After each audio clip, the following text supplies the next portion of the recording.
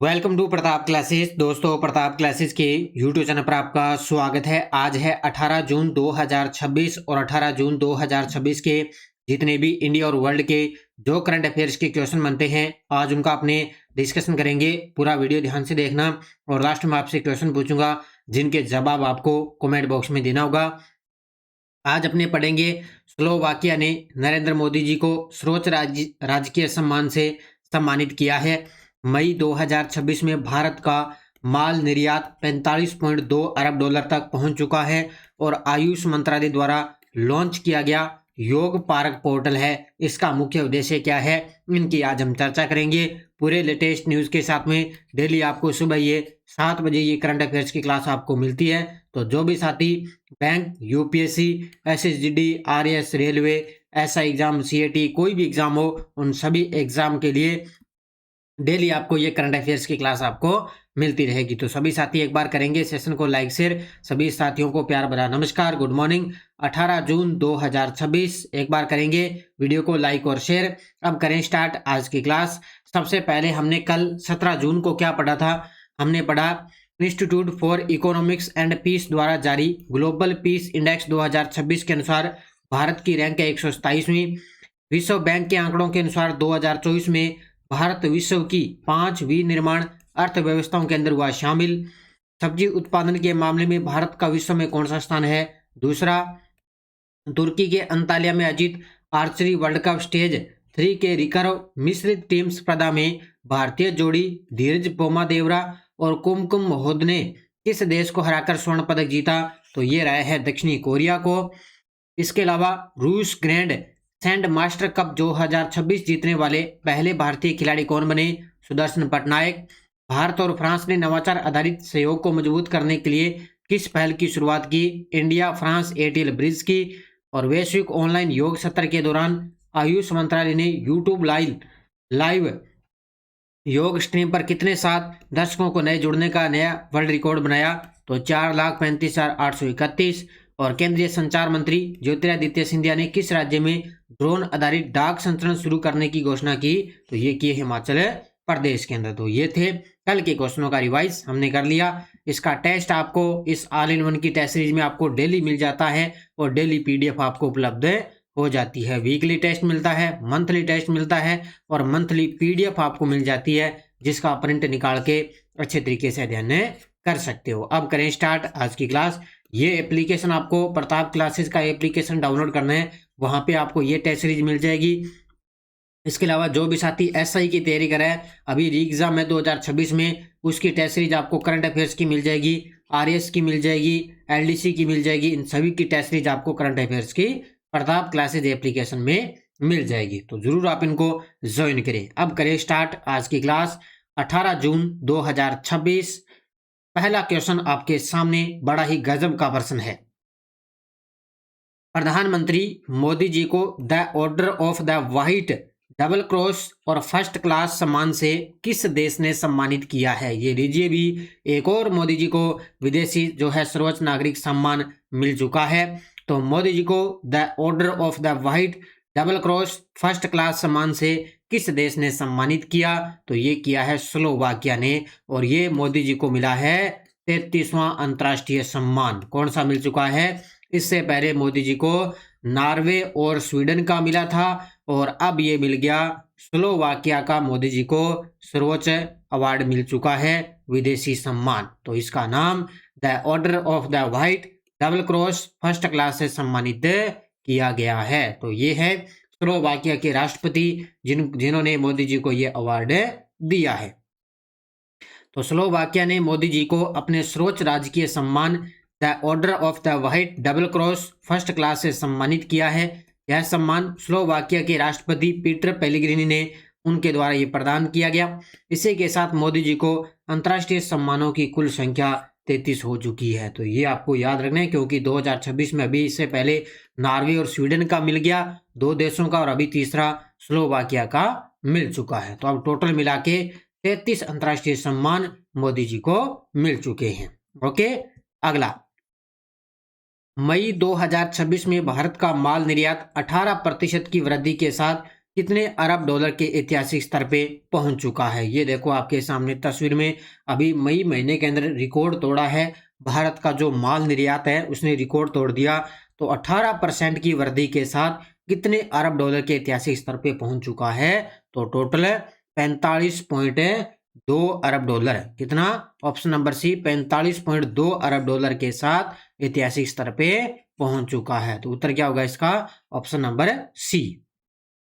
तो मई 2026 भारत का माल निर्यात 18% से बढ़कर 45.2 अरब डॉलर के रिकॉर्ड स्तर पे पहुंच चुका है, जो देश के इतिहास का सर्वाधिक मासिक निर्यात है। यानी कि इस मई महीने का जो सर्वाधिक मासिक निर्यात है ये अब की बार। क्षेत्रवार प्रदर्शन देखें, यानी कि अब की बार किसमें जो है बढ़ोतरी हुई है? तो मुख्य रूप से जो इंजीनियरिंग उत्पाद है उनमें 24.5% की वृद्धि, इलेक्ट्रॉनिक्स में 11.6% की वृद्धि और पेट्रोलियम उत्पादों ने ये क्या है रिकॉर्ड स्तर बनाया है। जबकि सिंगापुर, चीन, ब्रिटेन, तंजानिया, बांग्लादेश, जर्मनी और दक्षिणी अफ्रीका प्रमुख निर्यात बाजार रहे हैं। यानी कि लगभग इन देशों ने क्या है भारत से ये सब कुछ खरीदा है। ठीक है, तो ये आपको याद रखना है अच्छे तरीके से, क्योंकि आर्थिक समीक्षा के ये आंकड़े आपसे पूछे जा सकते हैं। आयुष मंत्रालय द्वारा लॉन्च किया गया योग पार्क पोर्टल किस उद्देश्य से शुरू किया गया? अब देखो, अब यही चर्चा में आएगा क्योंकि 21 जून आ रही है और 21 जून को अपने बनाएंगे अंतर्राष्ट्रीय योग दिवस। और अब की बार आपको पता है ना, अंतर्राष्ट्रीय योग दिवस का जो मुख्य आयोजन है वो अब की बार कोलकाता के अंदर होगा। कहाँ पे होगा? कोलकाता के अंदर। तो आयुष मंत्रालय द्वारा योग पार्क पोर्टल लॉन्च किया गया है। इसका मुख्य उद्देश्य सार्वजनिक पार्कों को समर्पित सामुदायिक स्वास्थ्य केंद्रों में बदलना। क्या है? जितने भी जो सार्वजनिक जो पार्क है ना उनको क्या है सामुदायिक स्वास्थ्य केंद्रों के अंदर बदलना। ये इस पोर्टल का मुख्य उद्देश्य रहेगा। तो आयुष मंत्रालय ने योग पार्क पोर्टल लॉन्च किया, जिसका उद्देश्य देश भर के सार्वजनिक पार्कों को योग, ध्यान और निवारक स्वास्थ्य देखभाल के लिए सामुदायिक स्वास्थ्य केंद्रों में बदलकर शहरी और ग्रामीण भारत में स्वस्थ जीवन शैली को बढ़ावा देना है। तो इसलिए सुबह सुबह जब भी आपको टाइम मिले, आधा घंटा, कम से कम आधा घंटा या 20 मिनट हो, तो सुबह सुबह आप उठ के योगा जरूर किया करो। इससे क्या है हमारा स्वास्थ्य है तो वो क्या है बढ़िया तरीके से स्वस्थ जीवन शैली अपनी बनी रहेगी। ठीक है, तो इसलिए भी कहते हैं 15 जब भी टाइम मिले सुबह सुबह 15-20 मिनट 10 मिनट तो जरूर आप उसमें योग वगैरह किया करो। ठीक है, अगला, भारतीय अंतरिक्ष अनुसंधान संगठन इसरो द्वारा विकसित किया जा रहा उन्नत चंद्र लैंडर कितने दिनों तक चंद्रमा पर कार्य करने में सक्षम होगा? ये देखो आपके सामने तस्वीर में, अब इसरो के द्वारा एक विकसित किया जा रहा है, क्या एक चंद्र लैंडर है वो विकसित किया जा रहा है। ये कितनों दिनों तक है चंद्रमा पर कार्य करने में सक्षम रहेगा? तो लगभग टारगेट है 100 से 200 दिन तक। यानी कि कितने? 100 से 200 दिन तक ये लगभग क्या है चंद्रमा पर है, चंद्र लैंडर है, ये चंद्रमा पर कार्य करने में सक्षम रहेगा। तो अभी ये विकसित किया जा रहा है इसरो के द्वारा। ठीक है, तो इसरो है वो परमाणु ऊर्जा विभाग के सहयोग से एक उन्नत चंद्र लैंडर विकसित कर रहा है, जो 100 से 200 दिनों तक चंद्रमा पर कार्य करने और 14 पृथ्वी दिनों तक चलने वाली अत्यधिक ठंडी चंद्र रात्रि में भी जीवित रहने में सक्षम रहेगा। बस ये आपको याद रखना, बस ये याद रखना भी लगभग 100 से 200 दिनों तक ये चंद्रमा पर कार्य करेगा, सक्षम रहेगा। तो इसरो के द्वारा और परमाणु ऊर्जा विभाग है उसी के सहयोग से इसको क्या विकसित किया जा रहा है। भारतीय नौसेना ने हाल ही में अर्नाला श्रेणी के पनडुब्बी रोधी उथले जलयान श्रृंखला के किस पोत को शामिल किया है? अब ये भी गजब का प्रश्न है, क्योंकि रक्षा प्रौद्योगिकी के अंदर आपको इस प्रकार के क्वेश्चन मिलेंगे। तो भारतीय नौसेना ने हाल ही में अर्नाला श्रेणी का एक पनडुब्बी रोधी है उथले जलयान श्रृंखला का एक पोत है उसको शामिल किया है, जिसका नाम क्या है? INS अग्रे। क्या नाम है इसका? INS अग्रे। इस पोत को शामिल किया है। तो किसी के अकॉर्डिंग अर्नाला श्रेणी का एक पनडुब्बी रोधी उथला जलयान है, उसी के अकॉर्डिंग इसको क्या है शामिल किया है INS अग्रे। देखो, अर्नाला श्रेणी का 5वां ASW पोत, तो ये अर्नाला श्रेणी का पांचवा ASW पोत है, जिसका नाम क्या है? INS अग्रे। क्या नाम है? अग्रे है। तो भारतीय नौसेना के अंदर उसको शामिल किया गया और शुभारंभ हुआ था इसका 13 मार्च 2024। अब ये तारीख यही है, इसकी ध्यान रखना। शुभारंभ यानी कि शुरू हुआ था ये विकास करना 13 मार्च 2024। निर्माता कौन है? Garden reach ship builders and engineering Kolkata द्वारा इसका निर्माता है और इसका वितरण किया गया 30 मार्च 2026 को और उद्देश्य तटीय रक्षा और पनडुब्बी विरोधी अभियान के तहत इसको शामिल किया गया है। ठीक है, तो अभी ये जो ये अर्नाला श्रेणी के तहत इसका हिस्सा है ये INS अग्रे, तो इसको क्या अभी भारतीय नौसेना के बेड़े के अंदर इसको शामिल किया है। नशा मुक्त भारत सप्ताह का आयोजन कब किया जा रहा है, ये भी गजब का प्रश्न है क्योंकि इस प्रकार के क्वेश्चन आपको बढ़िया तरीके से पढ़ने हैं। तो नशा मुक्त भारत सप्ताह का आयोजन कब से किया जा रहा है, तो ये कल स्टार्ट हुआ था 17 जून से और 26 जून 2026 तक इसका आयोजन चलेगा। तो 17 से लेकर 26 जून 2026। तो नशा मुक्त भारत सप्ताह 2026 आयोजन 17 से 26 जून 2026। थीम रहेगी नशा मुक्त भारत अभियान विकसित भारत की पहचान। बहुत ही गजब का प्रश्न है। आयोजक रहेगा सामाजिक न्याय और अधिकारिता विभाग। अवसर 26 जून अंतर्राष्ट्रीय मादक पदार्थों के दुरुपयोग और अवैध तस्करी विरोधी दिवस के अवसर पर यह अभियान स्टार्ट किया गया और 17 जून को उद्घाटन हुआ है डॉक्टर वीरेंद्र कुमार के द्वारा। नशा मुक्ति के प्रति जागरूकता बढ़ाना और मादक पदार्थों की मांग में कमी लाना, क्योंकि नशे वगैरह आपको पता है बहुत कुछ चल रहा है, तो उसी के अकॉर्डिंग ये नशा मुक्त भारत सप्ताह का आयोजन हो रहा है 17 से 26 जून 2026। G7 शिखर सम्मेलन 2026 में भारत ने किस स्वास्थ्य पहल का समर्थन किया है। अभी देखो G7 का सम्मेलन का आयोजन हो रहा है, तो अभी आपको ये याद रखना फ्रांस के अंदर है, तो इससे जितने भी क्वेश्चन बनेंगे वो आपको बढ़िया तरीके से मैं आपको करवाता रहूंगा, अलग अलग क्वेश्चन करवाऊंगा ताकि आपको कहीं दिक्कत ना आए। ठीक है, तो G7 शिखर सम्मेलन 2026 में भारत ने किस स्वास्थ्य पहल का जो है समर्थन किया, तो वो है इबोला नियंत्रण और कैंसर से लड़ाई। ये क्या है, अभी भारत ने इसी की तरफ क्या इसका समर्थन किया है, तो उत्तर होगा इसका ऑप्शन नंबर बी। ठीक है, देखो तो स्थान है एवियन लेंस बेंस फ्रांस। अभी देखो फ्रांस के अंदर एक स्थान है एवियन जहां पे G7 सम्मेलन हो रहा है। ठीक है, G7 शिखर सम्मेलन, भारत की भूमिका, इबोला नियंत्रण और कैंसर के खिलाफ वैश्विक पहल का समर्थन। फोकस क्या है, अफ्रीका में इबोला का जो है प्रकोप है उसकी रोकथाम करना और प्रभावित क्षेत्र कांगो लोकतांत्रिक गणराज्य और युगांडा है वो सबसे ज्यादा इससे प्रभावित हैं। मुख्य संदेश इबोला के खिलाफ समन्वित वैश्विक कार्रवाई करना, ये इसकी मुख्य चर्चा हुई अभी इस सम्मेलन के अंदर, जिसमें क्या भारत ने भी इसका समर्थन किया है।